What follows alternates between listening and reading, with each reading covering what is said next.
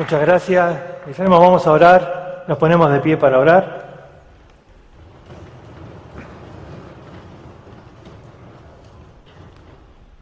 Señor, queremos estar atentos a la voz de tu palabra. Ayúdanos a comprender temas tan difíciles, pero Señor, que podemos tener una convicción en nuestro corazón para predicar con pasión el Evangelio de Cristo. Te rogamos, Señor, tu dirección en esta hora. Te lo pedimos en nombre de Cristo Jesús. Amén. Muy bien, pueden sentarse. Muchas gracias. La razón de tener dos periodos, más que nada, es que en el primero vamos a tener que explicar un poquito de lo que cree el calvinismo para todos aquellos que no conocen el tema. Y después entonces vamos a estar desarrollando un poco más cuál es el concepto bíblico. Vamos a hacer un poquitito de historia. Por empezar, en la época de la Reforma, Calvino fue uno de los reformadores junto con Lutero, pero también hubo muchos otros. Había uno llamado Arminio, y entre estos dos, Arminio y Calvino, hicieron un gran debate que se extiende hasta el día de hoy. Pero vamos a leer en el PowerPoint ahí, si ya sale, lo que cree el calvinismo. Resulta que Arminio atacó al calvinismo diciendo de que ellos hablaban o distorsionaban la persona de Dios. Y entonces el calvinismo puso 5 puntos que va a tratar de ser como un emblema. Por ello ellos utilizaron una flor, el tulipán. En aquel tiempo era muy común usar un símbolo, y entonces con esta palabra, en inglés tulip, van a poner los 5 puntos fundamentales que cree el calvinismo. El primero de ellos, fíjate ahí, es total corrupción. Ellos dicen que el hombre está totalmente corrompido, que el hombre está muerto en sus delitos y pecados y que por lo tanto no puede hacer ninguna obra para salvación, pero ellos van más allá. Ellos dicen tampoco el hombre puede creer, como está totalmente corrompido, está inhabilitado para tener fe, para creer. El hombre dice no busca a Dios, no puede creer en Dios y por lo tanto solo podría ser salvo si Dios lo regenera por su gracia, pero no porque el hombre tenga fe. Ellos dicen el hombre no puede creer, no puede tener fe. Así que esa es la definición que ellos dan a ese término de total corrupción. En segundo lugar, con la U, ellos van a hablar de una elección incondicional. Claro, los términos están en inglés, ¿sí? Una elección incondicional. ¿Qué significa esto? Bueno, que Dios eligió a los que Él quiso para ser salvos. Esta elección, dicen ellos, es arbitraria. Es decir, Dios eligió desde antes de la fundación del mundo a ciertas personas a quienes Él va a salvar. Y los no elegidos no tienen ninguna posibilidad de salvación. En tercer lugar, ellos van a hablar de una redención limitada. Es decir, que la muerte de Cristo solo sirve para pagar el pecado de los elegidos. Claro, si Dios solamente eligió a unos pocos para ser salvos, entonces ¿para qué Cristo va a morir por todos? Ellos dicen así: si Cristo murió por todos y no todos se salvan, entonces parte de la sangre de Cristo se derramó en vano. ¿Entienden el concepto? Entonces ellos van diciendo, la sangre de Cristo solo se derramó para los elegidos. Es decir, que esa expiación o esa redención está limitada a los que Él eligió. El cuarto punto, hablan de una gracia irresistible.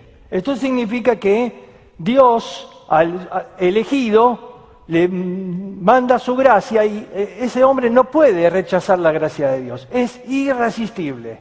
Entonces esa gracia viene y lo salva, lo transforma. Entonces no puedo tener la libertad de rechazar la gracia de Dios. Si soy un elegido, esa gracia viene a mi vida y yo no puedo hacer nada por rechazarla. Y en último lugar, con la P, la perseverancia de los santos, es decir, que en términos que nosotros comprendemos hoy, que la salvación no se puede perder. que el salvo es salvo eternamente. Ahora, cuando uno ve estos 5 puntos así, surge inmediatamente una cuestión: ¿con cuántos puntos estás de acuerdo? Y entonces, durante mucho tiempo, en las escuelas de teología se definían como calvinistas de 5 puntos, o de 4, o de 3, o de 2. Quiere decir que vos podías elegir y ser calvinista de 2, 3, 4, pero esto es imposible. Porque estos 5 puntos, en realidad, más que una base bíblica, tienen una base lógica. Y están uno montado sobre el otro. Quiere decir que si hay uno que no estoy de acuerdo, se me viene todo abajo. Es como el Shenga, ¿viste? Si sacás el de abajo, ¡frum!, se cae todo. Y no puedo estar diciendo, estoy de acuerdo con lo de la elección, pero no estoy de acuerdo con la gracia irresistible. No se puede. Porque cada punto está sobre el otro. Fíjense cómo es el razonamiento. El hombre está totalmente corrompido, no puede creer, no puede tener fe. Así que no hay ninguna condición que Dios le pueda poner al hombre. Así que la elección es incondicional.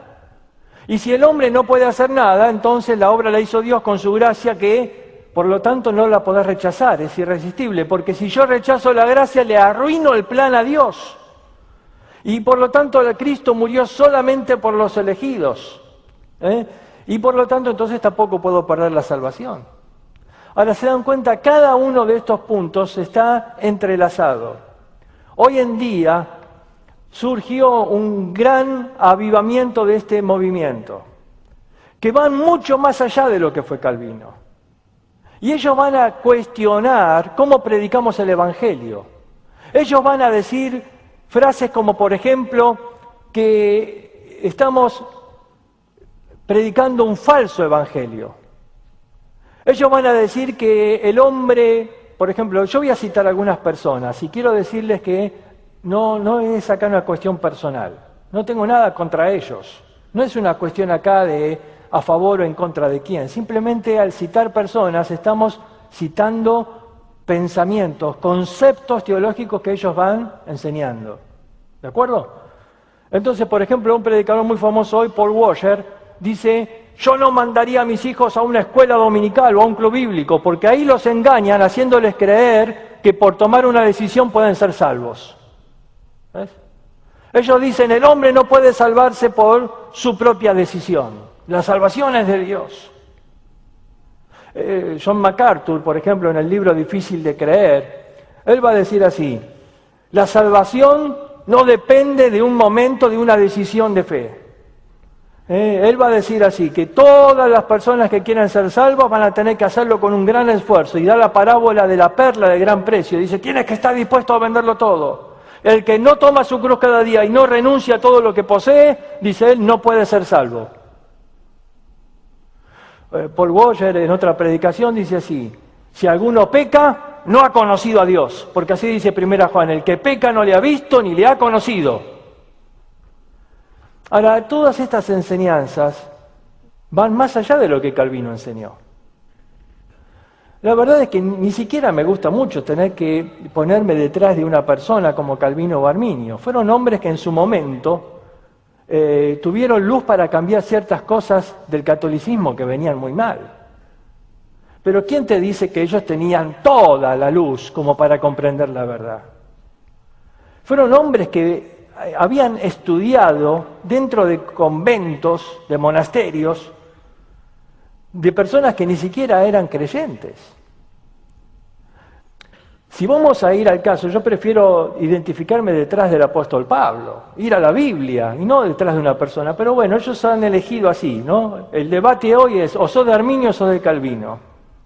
Sin embargo, vamos a ver más adelante en el estudio que ambos tienen sus fallas y que la doctrina bíblica necesita de un equilibrio. Yo quisiera por un momento ver 5 puntos que causan problemas este asunto del calvinismo. Rápidamente ahí. El primer punto, distorsiona la persona de Dios. Distorsiona la persona de Dios. Fíjate bien una imagen que va a aparecer ahí ahora. Supongamos que es un gráfico de la persona de Dios. ¿Por qué con tantos colores? Bueno, porque Dios tiene una cantidad de atributos. Y todos estos atributos están en armonía. Todos estos atributos no están en conflicto. Nunca Dios tiene conflictos con sí mismo. Hay alguien, a veces los ateos quieren jugar con esto y poner a Dios en conflicto. Por ejemplo, dicen, si Dios es todopoderoso, ¿puede hacer una piedra tan grande que después no la pueda mover? ¿Sí o no? Si decís que sí, decís que no es todopoderoso. Y si decís que no, entonces, ¿cómo es? Y tratan de, con estos juegos filosóficos, tratar de poner en conflicto los atributos de Dios. Siempre yo le respondo, mira, mi Dios es todopoderoso y además de esto no es tonto. ¿Para qué va a ser una piedra tan grande que después no la pueda mover? Dios no está en conflicto con sí mismo. La Biblia dice que hay cosas que Él no puede hacer, Él no puede mentir, no puede pecar. ¿Por qué? Porque es santo.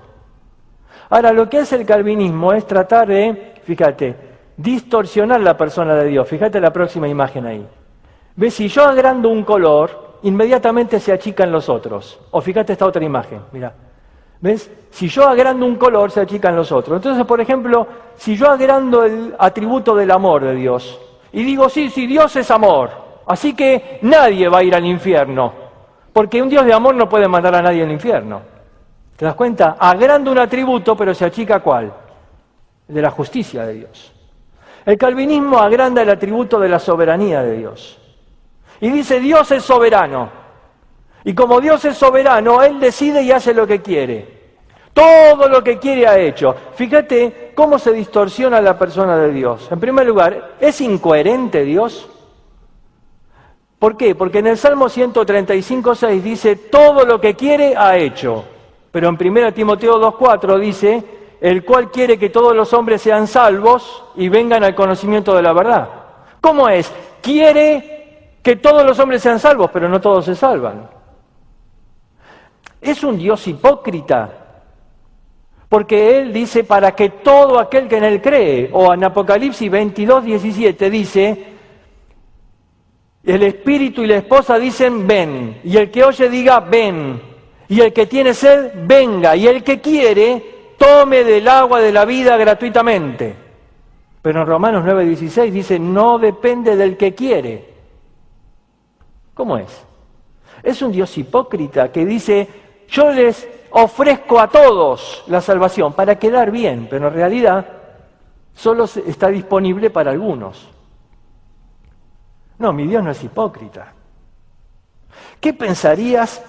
A ver, yo soy profesor de algunas materias. Suponete que te sacaste un 1 en una materia, ¿no?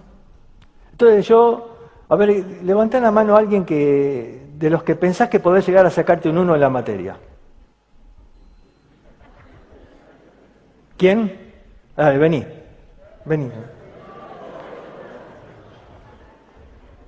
Pasá por ahí, por la escalera. Por ahí.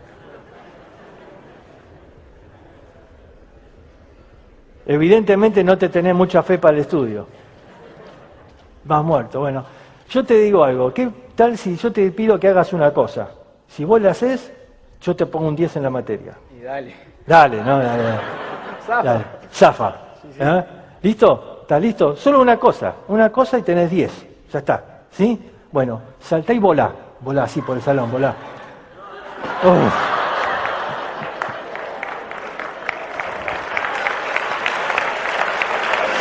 Lo intentaste. Ahora, ¿qué pensás de mí como profesor si te exijo que vueles? No, este está... Remar, ¿cómo me va a pedir que vuele si no puedo volar? ¿Qué pensás de Dios si Él te pide que tengas fe, pero no te da la posibilidad de creer? Lo mismo. Ese Dios es injusto. ¿Cómo me va a pedir que tenga fe, si no puedo creer? Obviamente si Él pide al hombre que crea es porque puede hacerlo. Pero ellos nos presentan un Dios así, hipócrita. ¿Es un Dios de amor y misericordia? Fíjate, en el libro Difícil de Creer de MacArthur, en la página 208, dice así: ya hemos visto en Mateo capítulo 7 que la misericordia de Dios es extremadamente estrecha. Sin embargo, en Salmo 108:4 dice, más grande que los cielos es tu misericordia.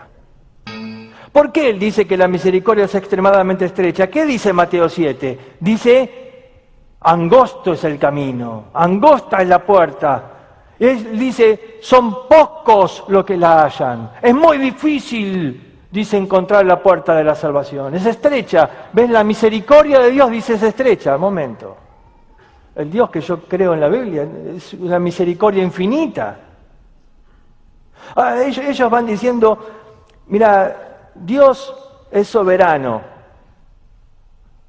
Sin embargo, esta soberanía la distorsionan a tal punto que aunque te parezca increíble, ellos dicen que el pecado estuvo dentro de la voluntad de Dios. Porque ellos van diciendo de que todo lo que pasa en este mundo ha sido determinado por la soberanía de Dios. Y que por lo tanto cuando Adán cayó, eso ya estaba determinado por Dios.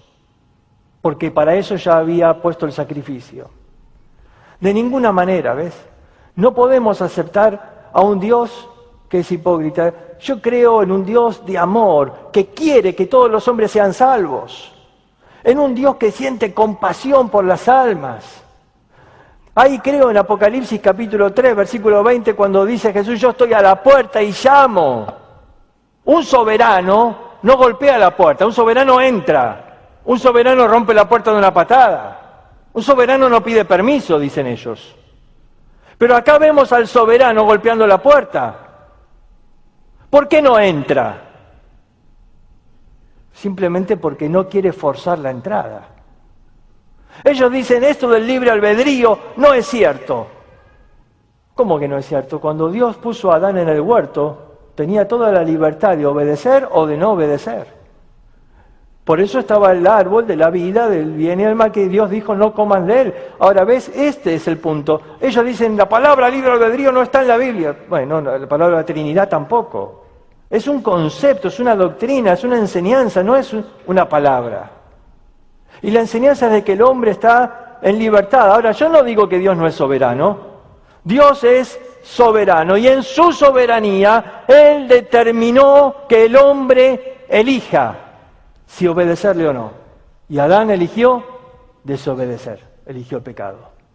Y desde ese momento murió, como el Señor dijo, de cierto perecerás. Pero no vemos que murió inmediatamente, espiritualmente estaba muerto. Muerto significa separado de Dios. No significa inhabilitado, sino separado de Dios, muerto en sus delitos y pecados. Y la fe es el plan de Dios para que el hombre sea restaurado. Ahora vamos a ver un momento ahí en la pantalla, no, el punto anterior, si puedo decir, ahí está. Distorsiona la persona de Dios, dificulta la palabra de Dios, desanima la vida del creyente, diluye la pasión y divide el cuerpo. Rápidamente te explico estos 5 puntos. En primer lugar, dijimos distorsiona la persona de Dios, ya lo explicamos. Dificulta la palabra de Dios. ¿Por qué? Vamos a leer Efesios 1:13.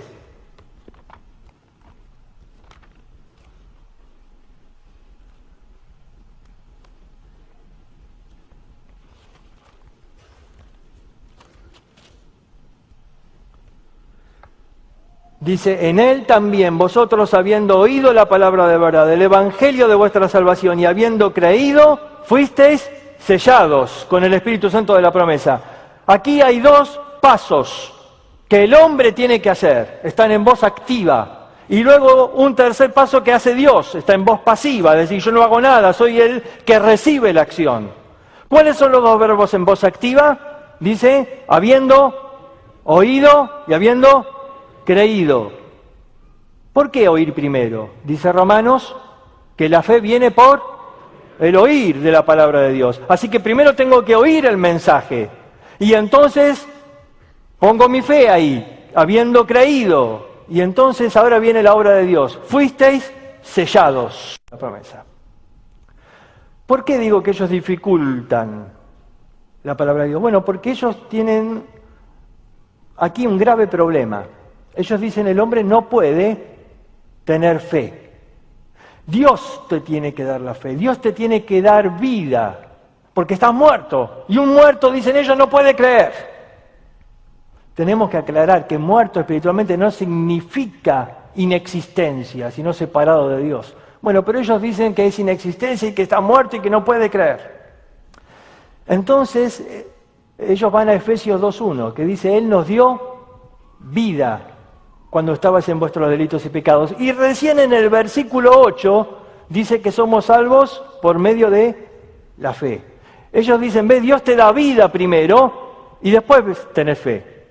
Entonces ellos, para poder explicar este punto, han tenido que inventar lo siguiente, que la regeneración es previa a la fe. Es decir, que el hombre es regenerado aún cuando no creyó. Puede ser ateo, pero dicen ellos ya está regenerado. Y después, más adelante, en algún momento va a creer. Esto es una doctrina muy complicada, ¿no? ¿En qué momento fue regenerado? ¿Ves? Ellos dicen, bueno, en la niñez. Entonces este hombre, si fue regenerado en la niñez, debería ser un mejor niño, ¿no? Pero hay algunos que... Entonces, es muy complicado. Ellos dificultan la palabra de Dios. Vamos al tercero. Dice ahí, desanima la vida del creyente. ¿Por qué razón? Bueno, porque ellos dicen que cuando una persona ha sido regenerada, ha recibido esa gracia irresistible, esa gracia te salva, pero esa gracia también te santifica. Ellos dicen que no puede existir el creyente carnal. Ellos dicen, si estás viviendo en pecado, entonces no sos realmente una persona salva, no sos un elegido. Entonces desaniman la vida del creyente. ¿Quién de nosotros acá podría decir que yo soy un elegido? ¿Quién podría decirlo? ¿Quién podría decir, no, yo nunca más pequé desde que el Señor me regeneró? La verdad es que no puedo llevar las cosas a ese extremo. Por supuesto que debo intentar no caer en pecado, pero aún en 1 Juan les habla a los hijitos, a los salvos, y dice, si alguno dice que no tiene pecado es mentiroso. Debemos confesar los pecados. ¿Ves? Si el creyente carnal no existe, ¿qué hacemos con 1 Corintios, capítulo 3? Donde le dice, les tengo que hablar como a niños, como a carnales. Y pone ahí dos palabras, niños en Cristo y carnales. Obviamente, el carnal es una persona que nació de nuevo, porque es niño. Si no, no sería niño. Cuando habla de carnal la Escritura, habla de lo que mueve sus actos. Está movido por la carne, movido por las pasiones, movido por la carnalidad que todavía habita en su vida. Si realmente un creyente que está en pecado no es salvo, ¿qué hago con el caso de 1 Corintios 5? Ese muchacho que estaba conviviendo con su madrastra en una relación incestuosa, un pecado vergonzoso, y Pablo dice, sea echado a Satanás para que su cuerpo sea destruido, pero su espíritu va a ser ¿qué? Salvo el día postrero. ¿Qué hacemos con eso? Te digo algo, toda doctrina que quita la esperanza del creyente no viene de Dios, porque mi Dios es el Dios de toda esperanza. Yo podría decir que estoy de acuerdo en la seguridad de salvación, sin embargo el calvinista dice nadie puede estar seguro de su salvación, porque nadie puede asegurar que es un elegido, porque si pecás el día de mañana, entonces terminamos en lo mismo. Hay algunos que dicen que la salvación se pierde, y cuando caen en pecado quedan sin esperanza y dicen, no, yo perdí la salvación. Y hay otros que dicen, no, la salvación no se pierde, pero si caes en pecado es que nunca fuiste salvo. Y estoy en la misma. Y si no soy un elegido, entonces, y bueno, entonces me entrego al pecado, ¿sí? ¿Qué puedo hacer? Toda doctrina que quite la esperanza no viene de Dios. Dios siempre trae solución para el problema del pecado. Nunca deja a alguien sin esperanza. Vamos a ir al otro punto. Diluye la pasión. ¿Por qué? Porque si una persona si ya están todos elegidos, ¿para qué predicar el Evangelio? ¿Para qué predicar el Evangelio? Miren, he conocido a algunos alumnos del Instituto Bíblico que tenían una pasión tremenda, que el fin de semana salían ahí con el tablero y predicaban con pinturas, y cada fin de semana iban predicando el Evangelio, pero después fueron leyendo todos estos libros y escuchando predicaciones, y de pronto se diluyó la pasión. Y hoy los ves y son buenos creyentes, pero jamás predican. Han perdido la pasión. Ya no predican más la palabra porque dicen, no puedo ser salvo. Y de pronto se cambia el énfasis. ¿Ves? Los misioneros que envían estas iglesias no es para fundar iglesias, no es para predicar el Evangelio, no es para ir hasta lo último de la tierra llevando el mensaje. Ellos son enviados a enseñar doctrina. Ellos van y su concepto de obra misionera es: tenemos que enseñar cuál es el verdadero Evangelio. Esto está distorsionando todo, diluye la pasión del creyente. Y por último lugar, lo último ahí que decía era: divide el cuerpo. Últimamente muchas iglesias están siendo divididas por este concepto. Estamos sufriendo aquí en Buenos Aires de varias iglesias donde lamentablemente algunos están predicando y algunos hasta son exalumnos, pero están predicando o están condenando a la iglesia diciendo: acá se está enseñando un evangelio diferente. Nadie puede ser salvo por levantar la mano. Nadie puede ser salvo porque tomó una decisión. Mira, yo estoy de acuerdo que no todos los que levantan la mano son salvos. Es verdad. Dicen que estamos detrás de los números. No, no es así. Pero la Biblia habla de números. ¿O no leíste el libro de los Hechos? ¿Cuántos se convirtieron primero? 5.000. ¿Y después? 3.000. Son números, ¿no? ¿Los 5.000 permanecieron fieles? No sé. Seguramente Felipe también mandó los números, ¿no? Se convirtieron tantos en Samaria. Había uno, Simón, ¿se acuerdan? Se bautizó, todo, era discípulo de Felipe, pero no era salvo. Pedro dijo: todavía te veo que estás en una prisión de maldad. Tu fe no fue genuina. Yo estoy seguro que de todos los que levantan la mano, obviamente no todos son salvos, pero Dios conoce el corazón. Y por eso se nos manda a discipular, por eso se nos manda a seguir a la persona y a enseñarle, y no dejarlo abandonado ahí con esa decisión de fe. Con esa decisión de fe. ¿Saben? Hay un problema aquí muy serio, y es: si, como dice MacArthur, la salvación depende de tomar la cruz cada día, entonces ¿dónde pongo el nuevo nacimiento? Porque cuando Jesús habló del nuevo nacimiento en Juan capítulo 3, esto habla de un momento. Si yo tengo que tomar la cruz cada día, ¿cuándo nací de nuevo?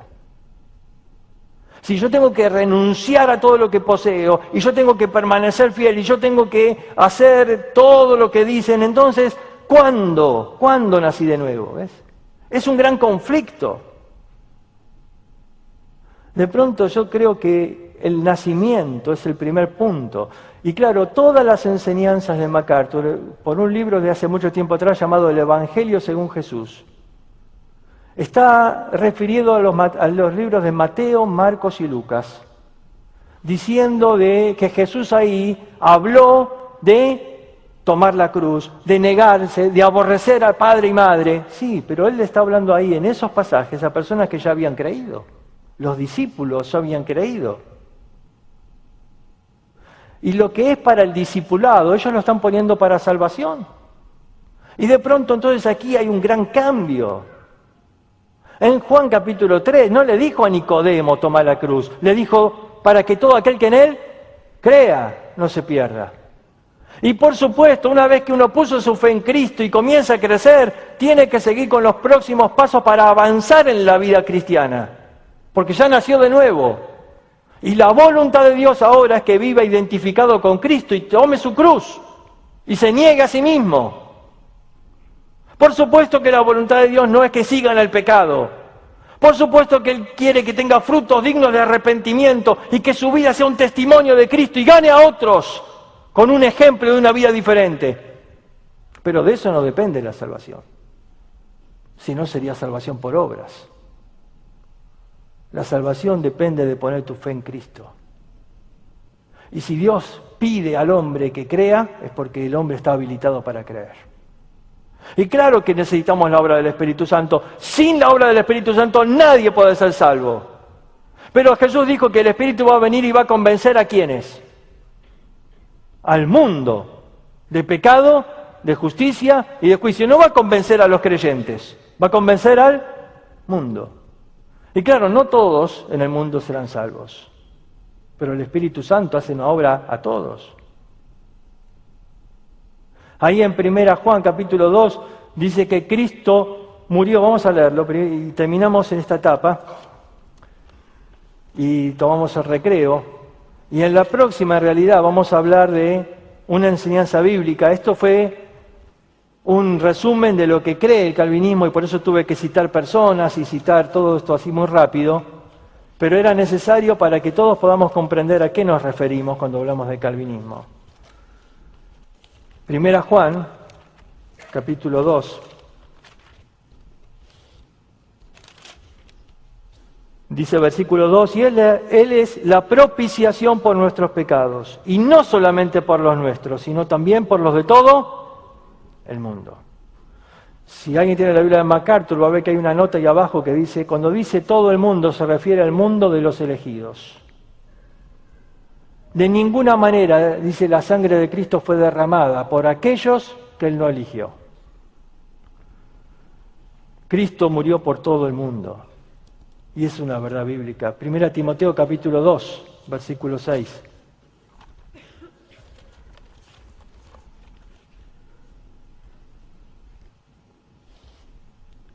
El cual se dio a sí mismo en rescate por todos, de lo cual se dio testimonio a su debido tiempo. Es interesante que la palabra rescate acá es antilutrón en griego, es la única vez que aparece en toda la Biblia. Cuando uno busca una palabra así, tiene que buscar en dónde se usaba. Y se usaba solamente en los documentos de medicina para hablar de un antídoto. Y Pablo dice acá, Cristo se dio a sí mismo como el antídoto. ¿Para quiénes? Todos los hombres. ¿Pero esto significa que son todos salvos? No. Él es el antídoto, el único que hay. Pero te tienes que aplicar el antídoto. ¿Ves? La mordedura de la serpiente. Eso está ahí. Jesús le habló a Nicodemo en Juan capítulo 3. Dice, como la serpiente en el desierto, ¿se acuerdan? Fue levantada en alto. Ahí estaba, disponible a todo aquel que mire la serpiente. Todo aquel que mire. Ahí estaba, disponible. Sin embargo, si una persona decía, no, mira si por mirar una serpiente me voy a salvar. Si una persona no miraba. ¿Ves? Él es el antídoto contra el pecado.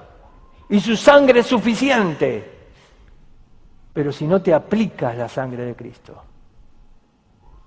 ¿Ves?